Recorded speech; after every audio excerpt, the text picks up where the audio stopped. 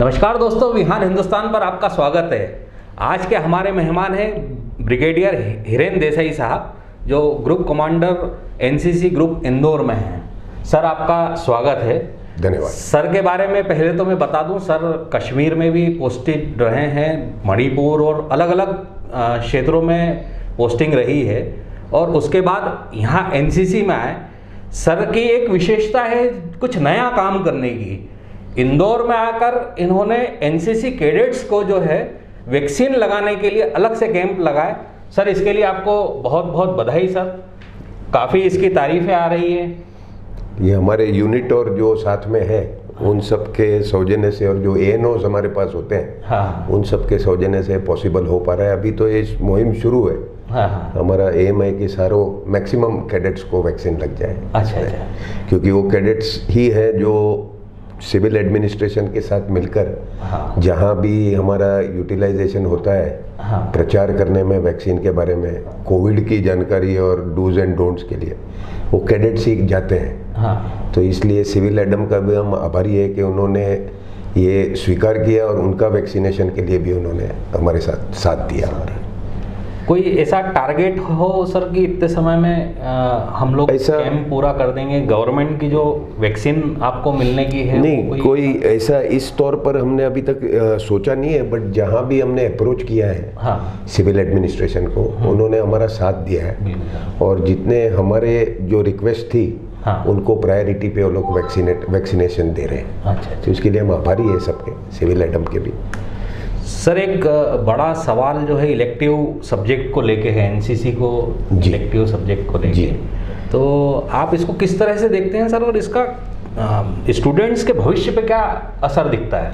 देखिए, ये एक जो इलेक्टिव सब्जेक्ट का जो पूरी मुहिम है, ये कई टाइम से हम इस पे पूरा तवज्जो दे रहे हैं। और इसके लिए एनसीसी में हमारे डायरेक्टर जनरल साहब के नीचे पूरा एक स्टडी टीम ने रिपोर्ट तैयार किया था कि इलेक्टिव सब्जेक्ट, इसका मतलब कि आज के दौर में जहाँ भी कॉलेजेस और यूनिवर्सिटीज़ है, वहाँ इन एडिशन टू अपने स्ट्रीम के जो सब्जेक्ट्स होते हैं, साइंस हो या कॉमर्स हो या आर्ट्स, उसके अलावा इलेक्टिव सब्जेक्ट्स दिए जाते हैं, जो एक स्टूडेंट उसको सिलेक्ट करके अपना जो पूरा करिकुलम है उसमें शामिल करके, और उसके भी फाइनल स्टेज में उसके मार्क्स भी का फ़ायदा भी उसको मिलता है, प्लस उसके करियर में आगे वो काम आता है। इससे पहले जो था एनसीसी एक एक्स्ट्रा करिकुलर एक्टिविटी था स्कूलों में, कॉलेज में, और उसका जो पूरा निचोड़ है वो उनके ए सर्टिफिकेट, बी सर्टिफिकेट और सी सर्टिफिकेट एग्ज़ाम के द्वारा किया जाता था।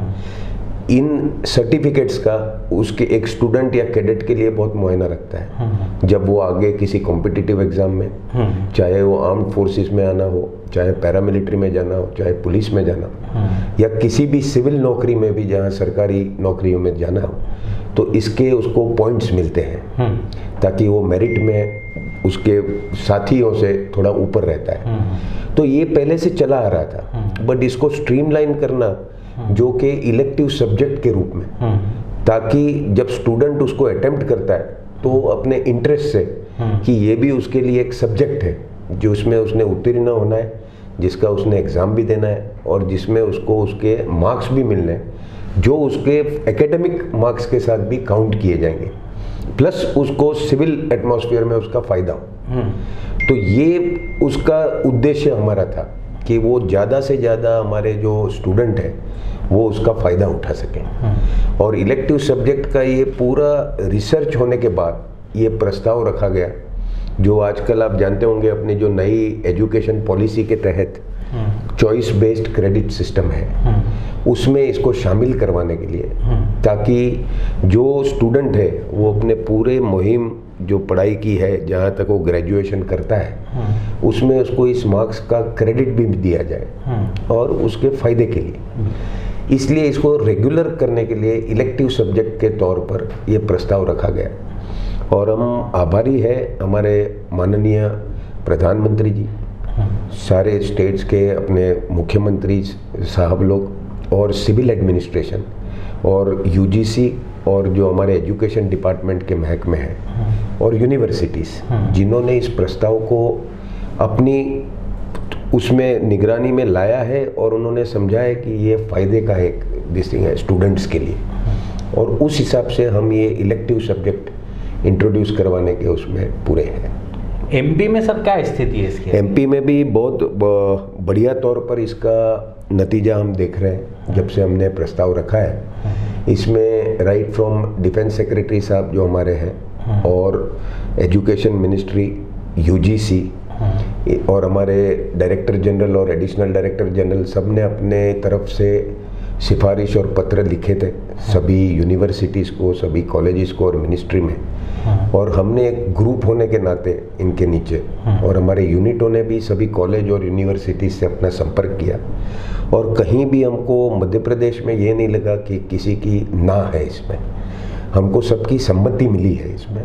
और अब वो धीरे धीरे एक फॉर्मल फॉर्म में आ रहा है जहाँ पे लेटर ऑफ रिकॉग्निशन और NCC as an elective subject इस दौर पर हम देख रहे हैं। और ख़ास करके जो सिविल एडमिनिस्ट्रेशन और मध्य प्रदेश गवर्नमेंट का जो साथ है हमारे साथ, वो बहुत ही उल्लेखनीय है। उन्होंने हर इस दौर में कहीं हमसे ये नहीं पूछा है कि इसमें गलत है या उन्होंने अपनी सहमति दी है।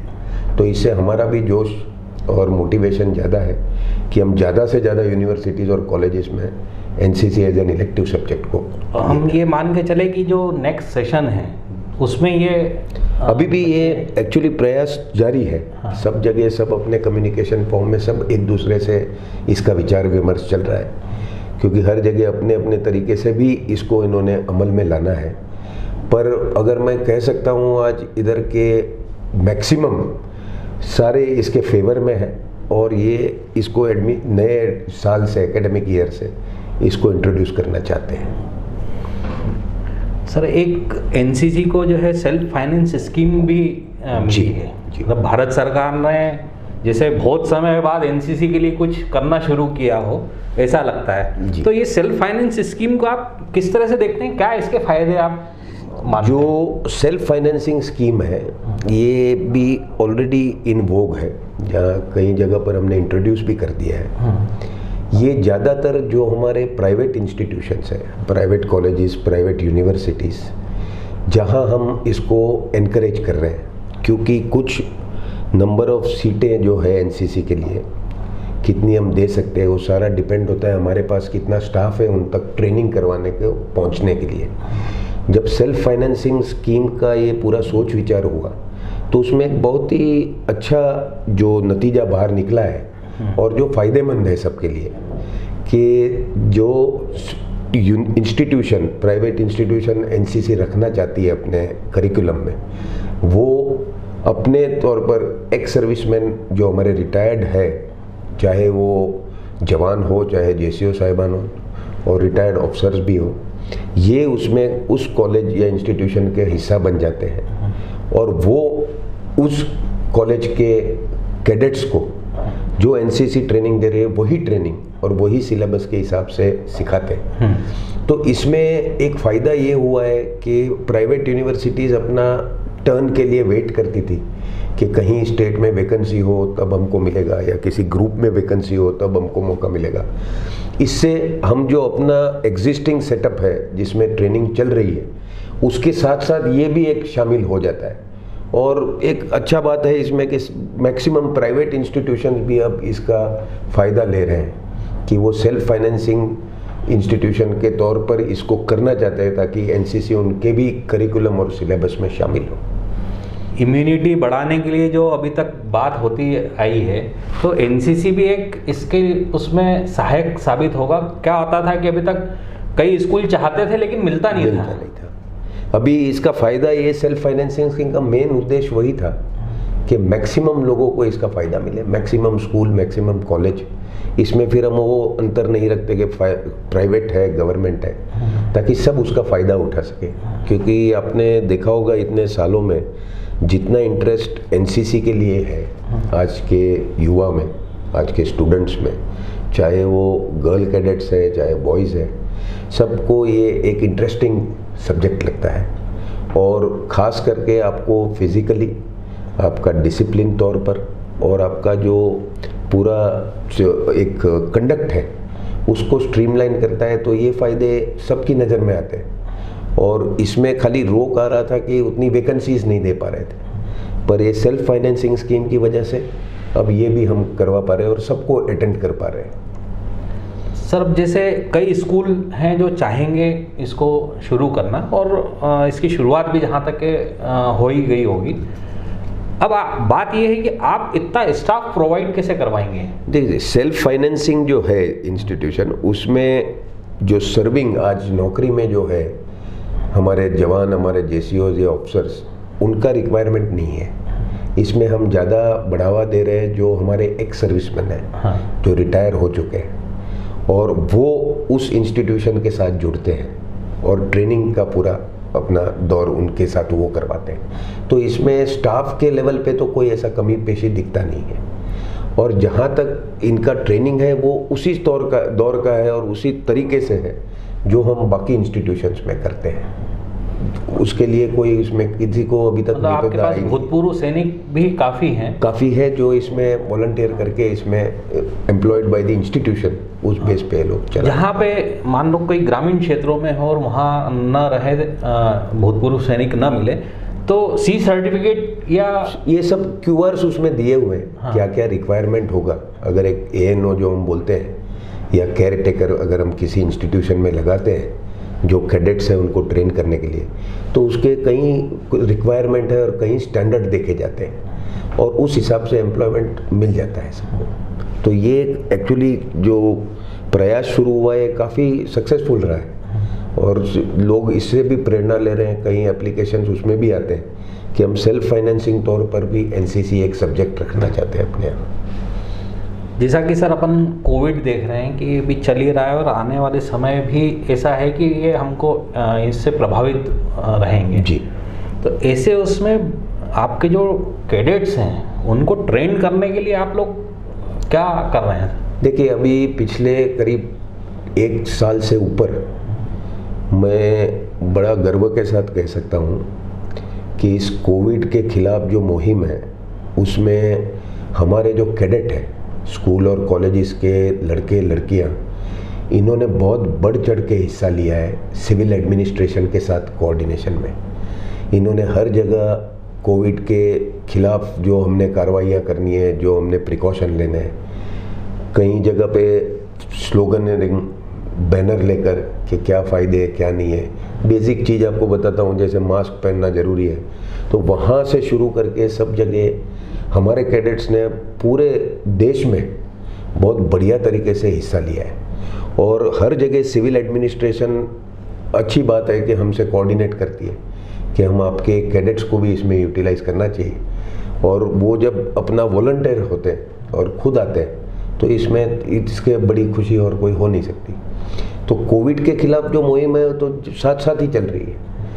फ़ायदा उसमें कि अपना जब मेंटेनेंस, खुद का डिसिप्लिन, खुद का जो इंटीग्रिटी साथ में आ जाता है तो उसके फ़ायदे अपने सबको दिखते हैं। तो इसलिए मैं ये नहीं कहूँगा कि अब हम शुरू करेंगे या प्लान करेंगे, ये कोविड के साथ साथ ही चलता आ रहा है। और जो हमारे कैडेट्स हैं उसको मैं पूरा श्रेय देता हूँ इसमें कि वॉलंटियर और साथ ही कैडेट्स और उनके माँ बाप जो इनको परमिशन देते हैं कि आप भी इसमें पार्टिसिपेट करो, आप भी सड़क पे लोगों को बताओ। इसीलिए मैं माँ बाप को भी उतना श्रेय देता हूँ, क्योंकि जो माहौल है, कोविड जब हम बोलते हैं तो हमको लगता है कि फैलेगा, किसी को मिलूँगा तो मुझे भी हो जाएगा, पर वो माँ बाप को भी श्रेय जाता है कि वो अपने बच्चों को स्पेयर कर रहे हैं। और कैडेट्स के लिए तो ऑफ कोर्स हम बहुत, उसके लिए हमको गर्व महसूस होता है। कोई ऐसी बात जो आप स्टूडेंट्स को बताना चाहते हो, हमारे दर्शकों को बताना चाहते हो? मैं सिर्फ ये कहूँगा कि ये जो एक पूरे देश में मुहिम चली है इलेक्टिव सब्जेक्ट लेने के नाते, और चाहे वो सेल्फ फाइनेंस में हो, चाहे एक इलेक्टिव सब्जेक्ट सिलेक्ट करते हो या NCC as a this thing, जो जिसका मैक्सिमम श्रेय हमारे सिविल एडमिनिस्ट्रेशन के पदाधिकारी, हमारे माननीय प्रधानमंत्री से शुरू होता है कि इनका जो इतना तवज्जो है इस बात पर, उसका फ़ायदा उठाए। क्योंकि ये एक सबसे बढ़िया चीज़ है जो हम स्कूल या कॉलेज के दिनों में अपने आप को एक लाइन पे लाने के लिए एक सिलेक्ट कर सकते हैं और वॉलंटियर कर सकते हैं। और इसका तब जो श्रेय अपना जब मैं कंपेयर करता हूँ, ये नहीं है कि सिर्फ मुझे नंबर मिलेंगे इसके, लेकिन जो पार्टिसिपेशन मैं करता हूँ उससे मुझे इतना तजुर्बा हासिल होता है, मैं इतना सीखता हूँ, इतने लोगों को मिलता हूँ, चाल डाल देखता हूँ हमारे देश की सेना की और कैसे हम अपने आप का हमारा कार्य करते हैं। तो इस उम्र में जब ये सिखलाई आता है तो ये दिमाग में बैठ जाता है, प्रिंट बन जाता है, फिर वो कभी गलत करने का कोई सोचेगा नहीं। तो ये एक बहुत अच्छा चीज़ है और जिसका फ़ायदा उठाना चाहिए।